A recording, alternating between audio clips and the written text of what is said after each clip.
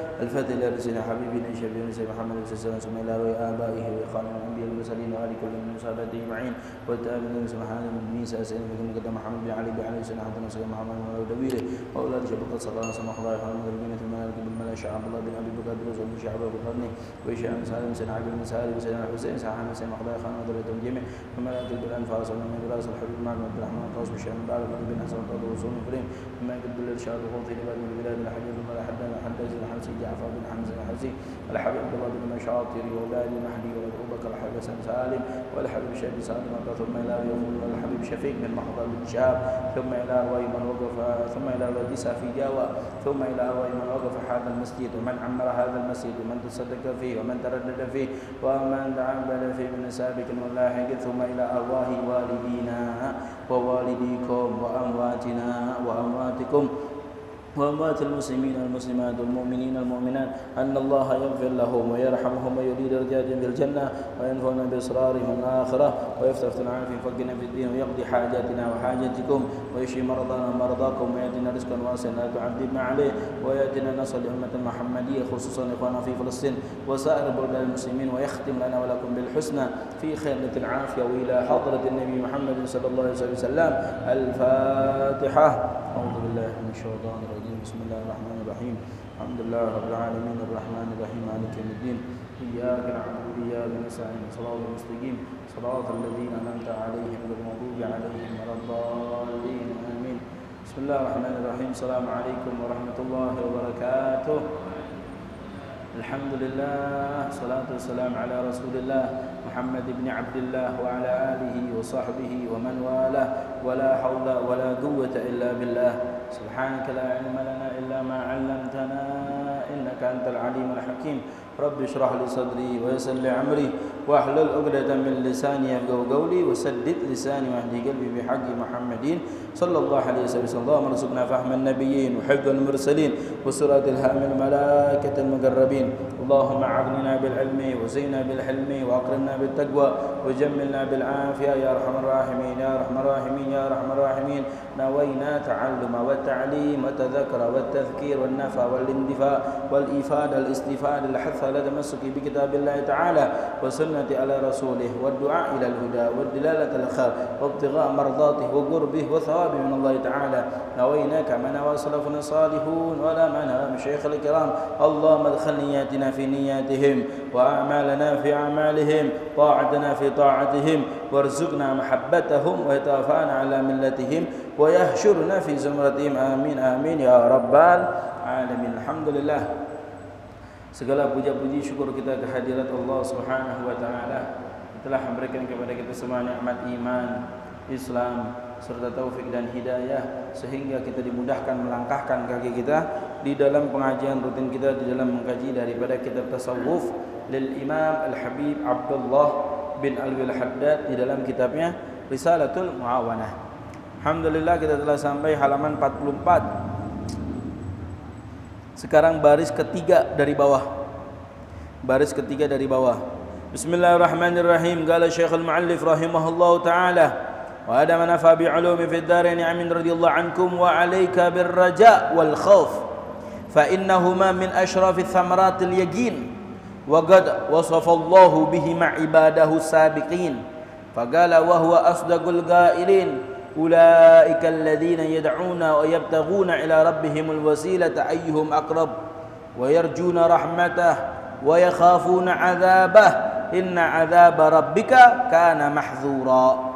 Wa qala Rasulullah sallallahu alaihi wasallam qala Allah ta'ala ana inda dhanni abdi bi falyadhunna bi ma syaa.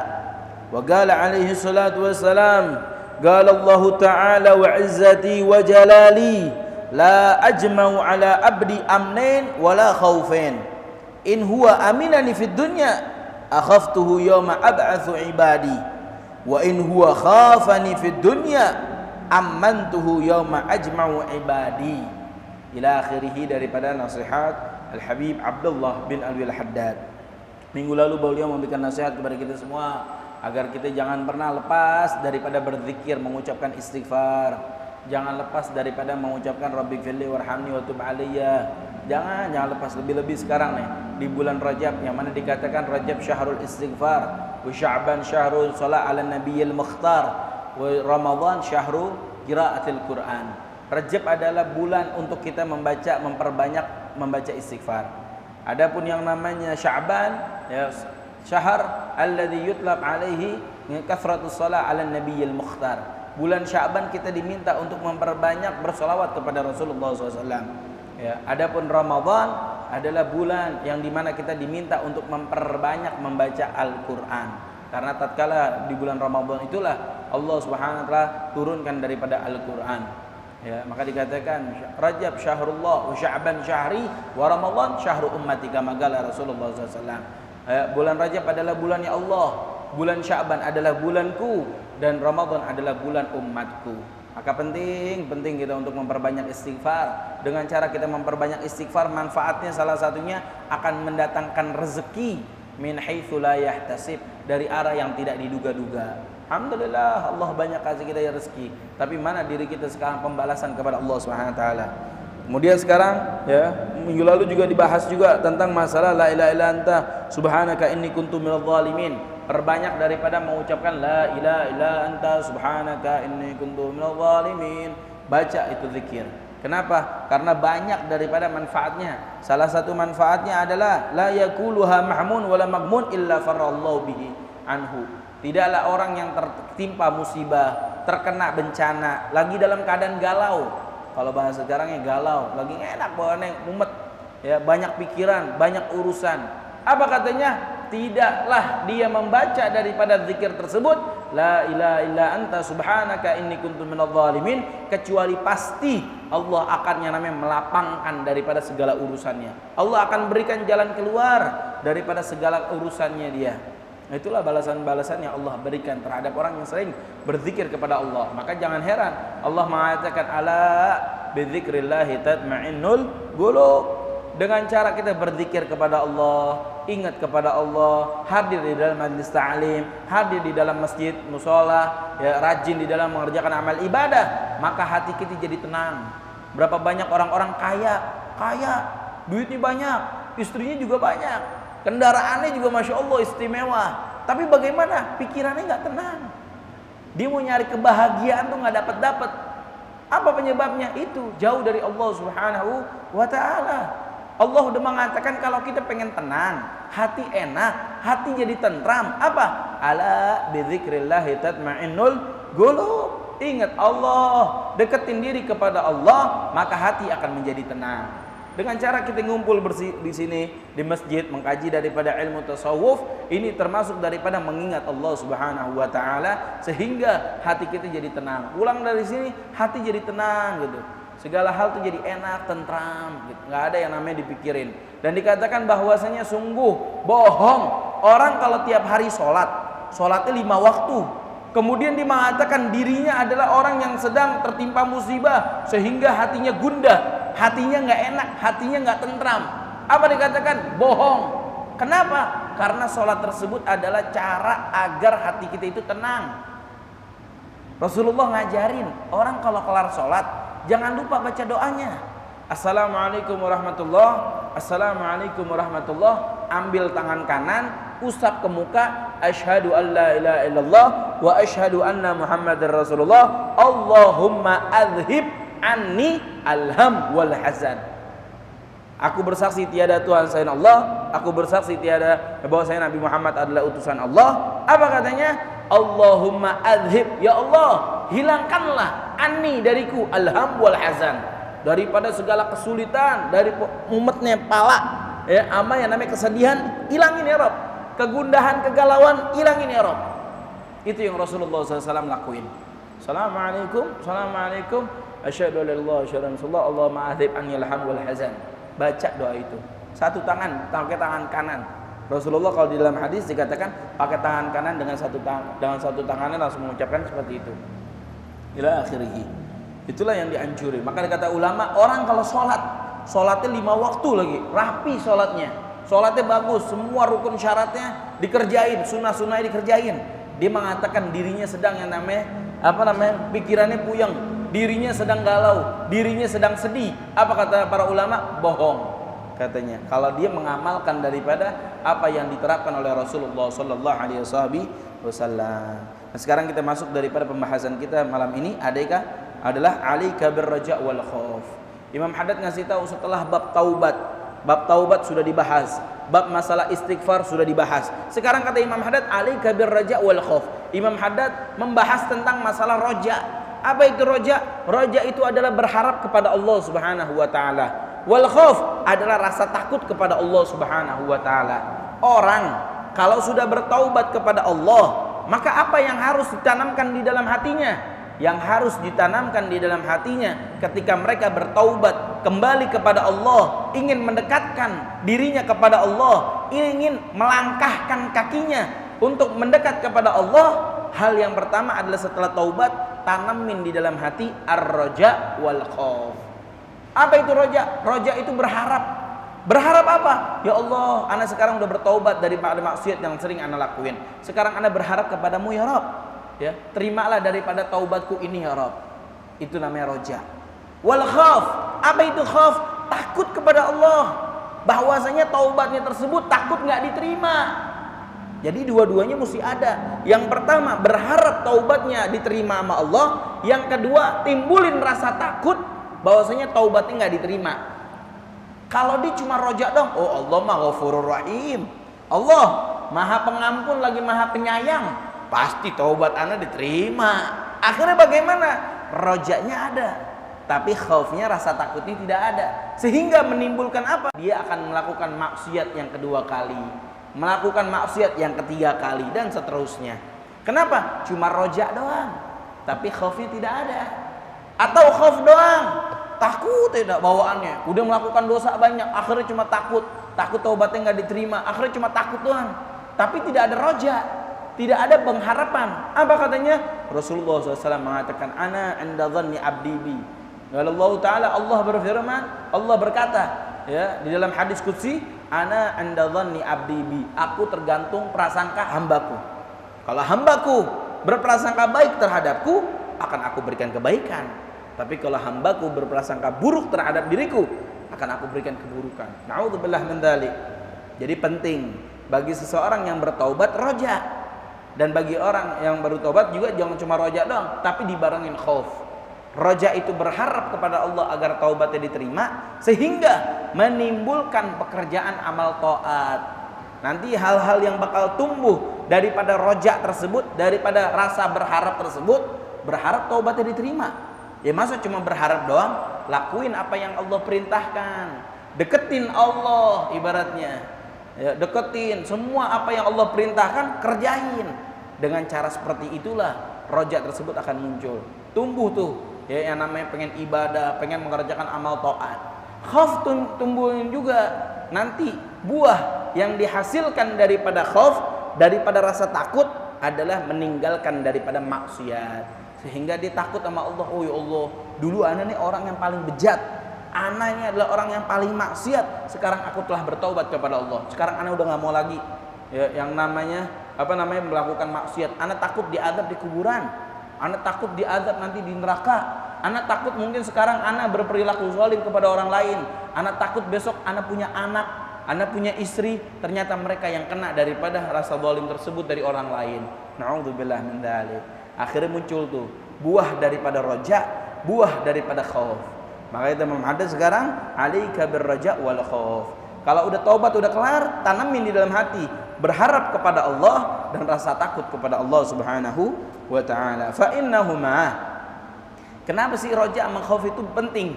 Fa innahuma min asyrafil thamaratil yaqin. Karena roja dan khauf tersebut adalah paling mulianya buah, ya, paling bagusnya buah daripada keyakinan seseorang.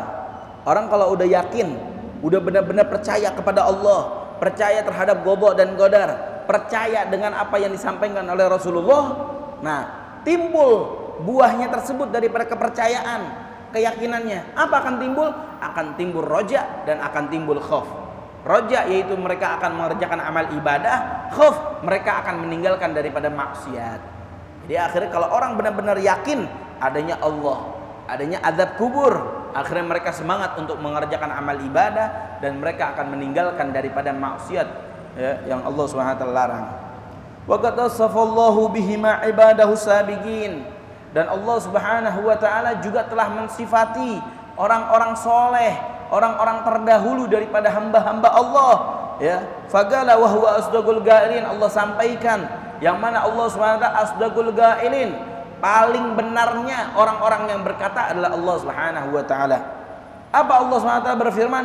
Ulaikal ladzina yad'una yabtaghuna ila rabbihimul wasilata ayyuhum aqrab wa yarjuna rahmatahu wa yakhafuna 'adzabah inna 'adzaba rabbika kana mahdzura.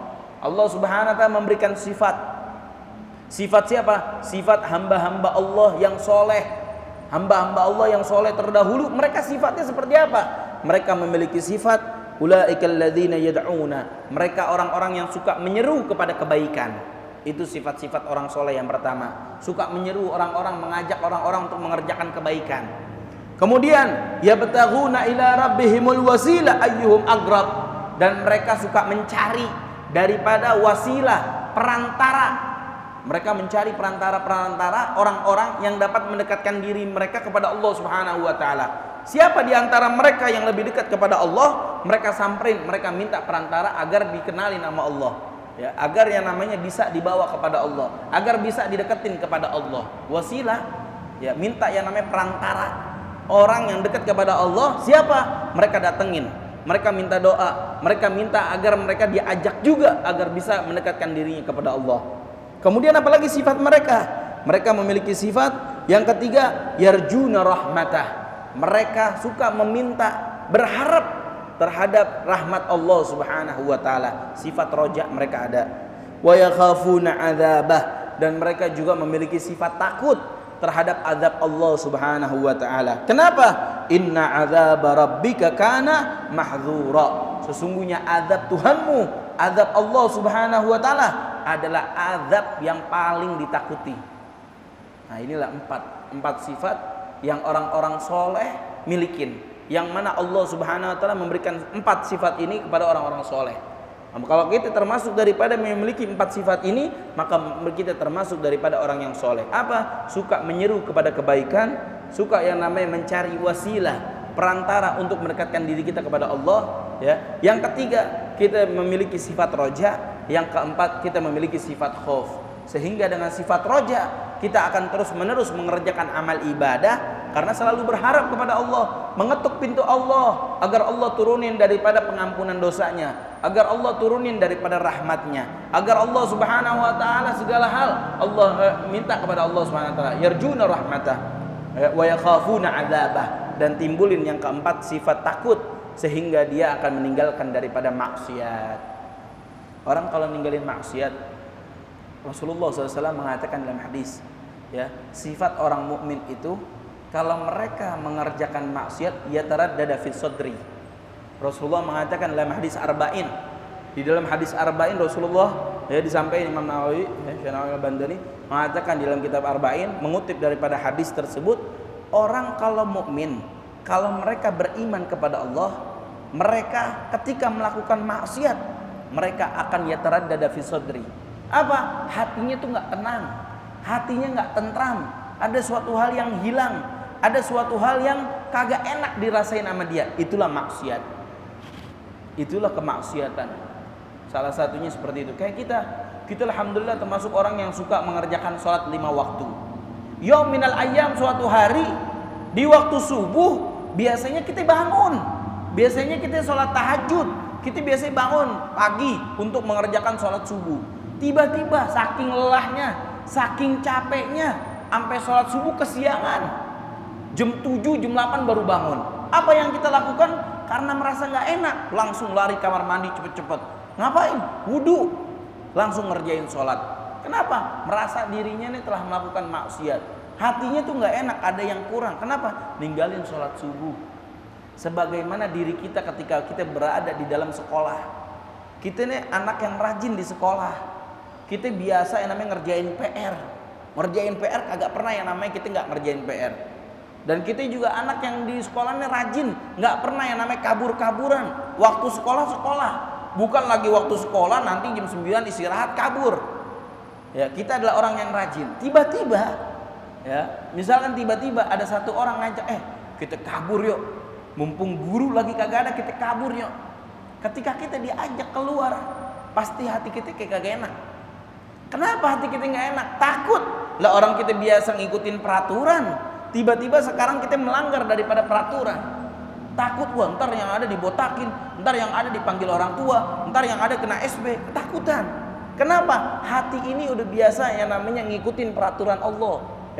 Ngikutin biasa aturan daripada aturan di sekolah. Tiba-tiba diajak kabur, tiba-tiba diajak ngelanggar.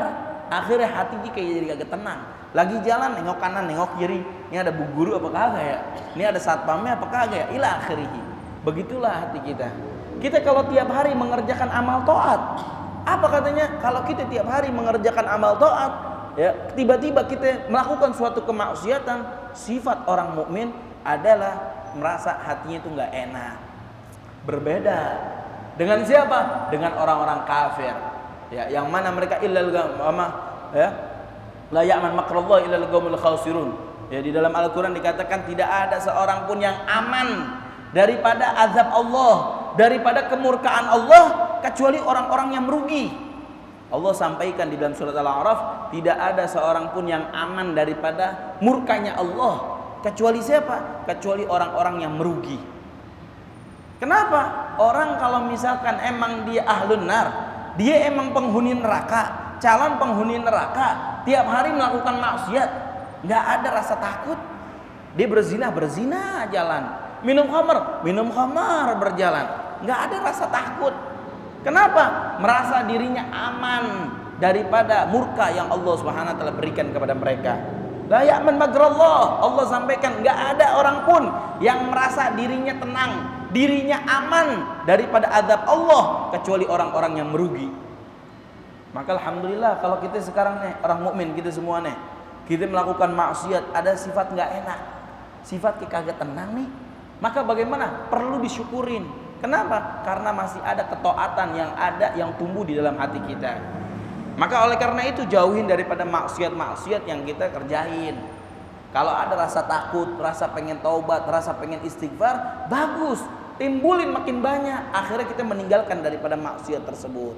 Jangan ketika, udah gak apa-apa deh, udah tenang hati.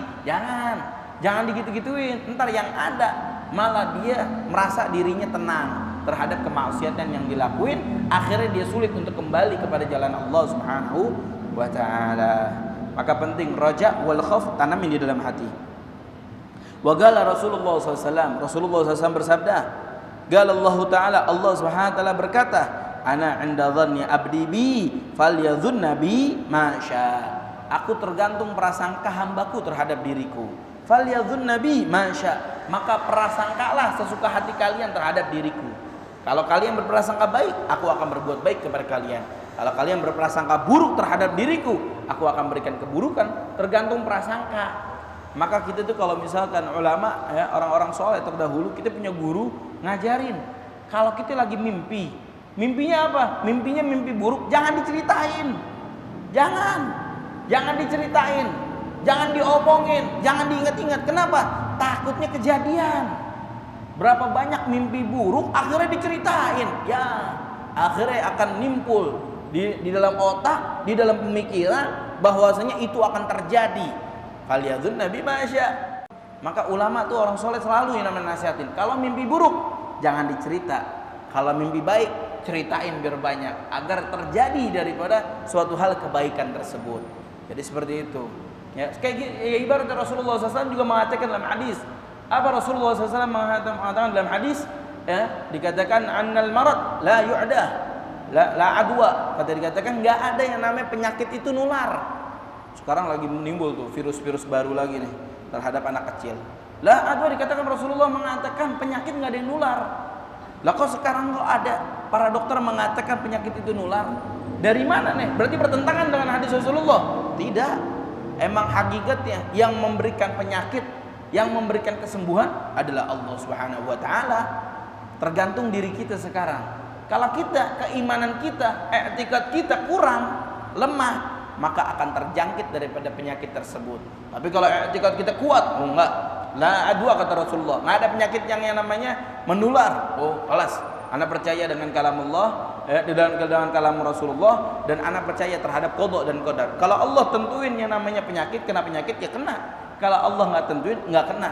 Oh, i'tikadnya kuat. Maka bagaimana? Enggak bakalan yang namanya kena penyakit tersebut. Intinya adalah pemikiran kita. Ya, mudah-mudahan kita bisa menjaga daripada hal-hal yang buruk. Wa qala Rasulullah SAW, qala Allah Ta'ala wa izzati wa jalali la ajma' ala abdi amnin wala khaufin. Rasulullah SAW juga sampaikan dalam hadis bahwasanya Allah Subhanahu wa taala berkata, apa Allah Subhanahu wa taala? Wa izzati wa jalali, demi kemuliaanku, demi keagunganku, la ajma' ala abdi amnin wala khaufin. Aku tidak akan mengumpulkan terhadap seorang hamba daripada hambaku dua keamanan dan dua rasa takut. Nggak bakal aku berikan. Oh, di dunia takut, di akhirat takut, nggak bakal Allah berikan. Atau di dunia aman, di akhirat aman, nggak bakal Allah berikan. Nggak Allah kumpulkan dua rasa aman, dua rasa takut, Allah nggak akan berikan kepada seorang hamba. Terus bagaimana? In huwa aminani fid dunya akhaftuhu yaumal qiyamah. Akhaftuhu yauma ab'atsu ibadi. Kalau sekarang di dunia mereka merasa dirinya aman. Oh udah deh, aman-aman aja deh. Allah Ghafurur Rahim, Allah Maha Pengampun lagi Maha Penyayang. Oh kalau kita ngelakuin dosa pasti diampunin. Allah Maha Pengasih kok. Selama nyawa belum nyampe di kerongkongan, selama ya layak dibusyams, layat lau syams minal maghrib, selama matahari belum terbit dari barat, oh pasti dimaafin dosa. Merasa dirinya aman. Apa dikatakan dalam hadis?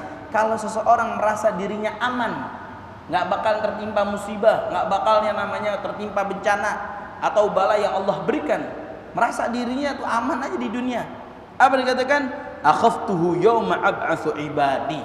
Akan aku berikan rasa takut nanti di hari kiamat.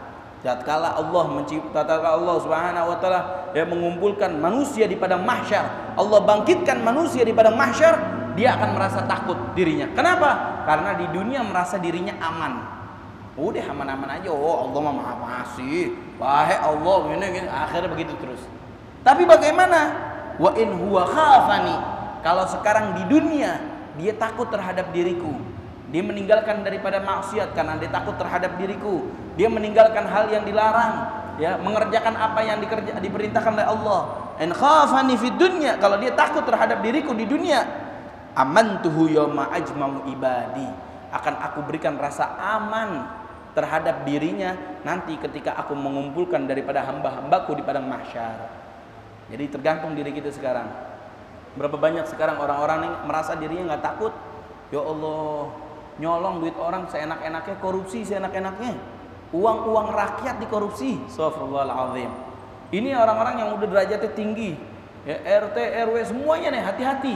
Kalau mereka berani korupsi, mereka berani ngambil uang rakyat, mereka berani ngambil uang orang lain, hati-hati. Mereka sekarang telah merasa aman di dunia.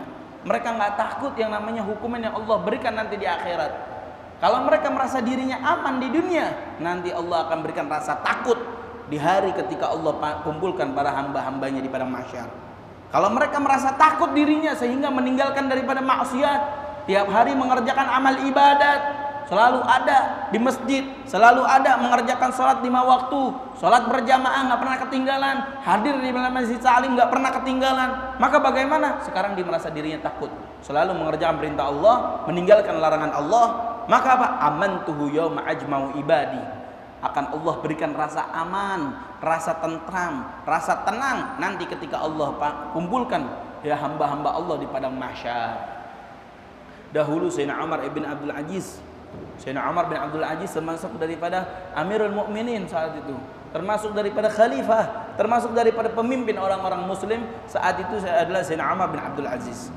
Beliau nangis terseduh-seduh ditanya sama istrinya, ya zauji, wahai suamiku, kenapa dirimu sekarang nangis terseduh-seduh?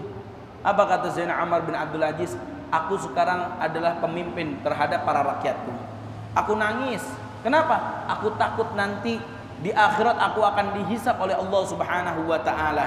Karena di dalam rakyatku ada rakyatku yang miskin, ada rakyatku yang janda, ada rakyatku yang zalim, ada rakyatku yang melakukan maksiat, ada rakyatku yang seperti ini. Tapi diriku seenak-enaknya di dalam pemerintahan. Diriku seenak-enaknya tidak yang namanya melarang daripada kezaliman dan tidak memerintahkan kepada kebaikan. Sayyidina Umar bin Abdul Aziz sampai ketakutan seperti itu. Sayyidina Umar bin Khattab saking takutnya dirinya. Sayyidina Umar bin Khattab Amirul Mukminin ya, adalah pemimpin setelah zaman Sayyidina Abu Bakar Siddiq. Beliau tidaklah melewati jalan yang mana jalan tersebut ada satu anak kecil, pasti beliau samperin itu anak kecil. Apa yang dilakukan oleh beliau ketika menyamperin anak kecil? Beliau meminta doa kepada anak kecil. Ya ghulam, is'al rabbak ya an yaghfir lana. Mintalah kepada Tuhanmu agar Tuhanmu mengampuni daripada dosaku. Sayyidina Umar bin Khattab selalu meminta, kalau ada anak kecil langsung disamperin minta doa sama anak kecil. Ditanya sama sahabatnya, ya Sayyidina Umar, engkau Amirul Mukminin, engkau sahabat min ashabi Rasulillah, engkau termasuk daripada pemimpin orang mukmin, engkau termasuk sahabat dari para sahabat Rasulullah, memiliki kedudukan yang agung. Kenapa engkau minta sama anak kecil? Apa kata Sayyidina Umar? I'lam, ketahuilah, anna sabi lam yablugh wa lam yajra alaihi al-kalam. Amma ana qad balagh katanya wa jara alaina al-kalam katanya. Kalau anak kecil belum balik, sehingga Allah Subhanahu wa taala belum menulis keburukan-keburukan, hal-hal jelek yang dilakukan oleh anak kecil. Dosanya belum ada, maka apa yang mereka minta mustajab katanya, pasti dikabulkan sama Allah Subhanahu wa taala. Berbeda dengan diriku yang aku tiap hari adalah orang yang balik, dan aku adalah orang yang telah ditulis sama Allah tentang keburukan kemaksiatan yang telah aku lakui. Maka doaku ya belum tentu yang namanya diijabah sama Allah Subhanahu wa taala. Ini Sayyidina Umar bin Khattab yang tiap hari tahajudnya enggak pernah hilang, yang namanya terhadap daripada rakyatnya semuanya benar-benar berperilaku adil. Lah kita, siapa diri kita? Ya Allah, di keluarga kita aja kita nggak bisa menjadi adil. Terhadap anak-anak kita belum bisa menjadi adil. Terhadap yang namanya kehidupan di dalam rumah tangga belum tentu adil diri kita. Maka Sayyidina Abdullah bin Umar diceritakan bahwasanya Sayyidina Abdullah bin Umar diriwayatkan bahwasanya beliau selalu nangis ketika membaca daripada firman Allah, wa in tubdu ma fi anfusikum aghtufu yuhasibkum bihillah. Apa yang kalian tampakkan, apa yang ada di dalam hati kalian, atau apa yang kalian rahasiakan di dalam hati kalian, yuhasibkum bihillah. Allah SWT akan hisab, Allah SWT akan perhitungkan apa yang ditampakkan dan apa yang disembunyikan. Selalu nangis, ya Allah. Berapa banyak rasa kesal terhadap orang lain, ya, berapa banyak cacian-cacian terhadap orang lain, berapa banyak gibahan orang lain. Kita gibahin orang mulu, lagi ngumpul bareng-bareng menongkrong majelis, ya, kita gibahin orang, ngomongin orang. Atau kalau misalkan ya, atau kita menyimpan daripada kebencian di dalam hati. Allah mengatakan, wa in tubdu ma fi anfusikum aghtufuhu yuhasibkum bihillah.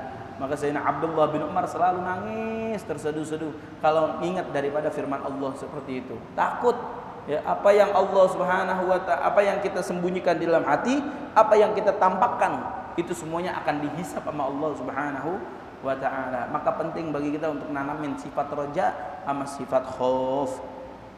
Wa aslur roja. Kemudian Imam Haddad memberikan nasihat. Apa sih roja tersebut? Dasarnya itu apa? Kenapa bisa seseorang itu memiliki sifat roja, sifat berharap kepada Allah sehingga mengerjakan ya daripada amal ibadah? Bagaimana cara menanamkannya? Yaitu dengan cara ma'rifatul qalbi bisi'ati rahmatillah wujudi. Yaitu kesadaran diri kita, kesadaran hati kita tentang begitu luasnya rahmat Allah, begitu karimnya, begitu dermawannya Allah Subhanahu wa taala. Salat cuma 2 rakaat di salat duha. Rasulullah SAW mengatakan man salat duha, ya, apa dikatakan? Ghufirat dzunubu walau mithla zabadil bahar. Salat cuma 2 rakaat, tapi balasannya Allah akan ampunin dosa kita walaupun sebanyak buih lautan. Berarti dengan cara apa? Oh, Allah, rahmat Allah banyak banget.